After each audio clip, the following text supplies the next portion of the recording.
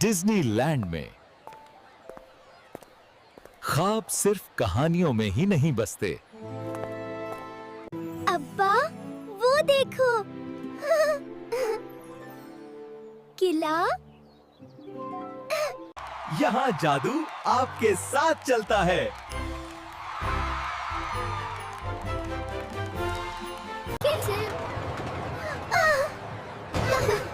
मुनीफ किया, उसने मुझे वेव किया। हर मोड़ एक कहानी की तरह महसूस होता है।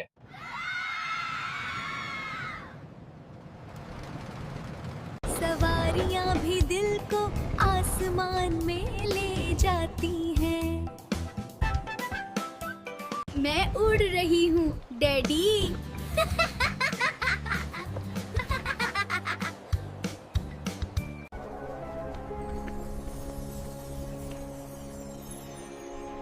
और जब दिन खत्म होता है, आसमान अपनी कहानी खुद सुनाता है।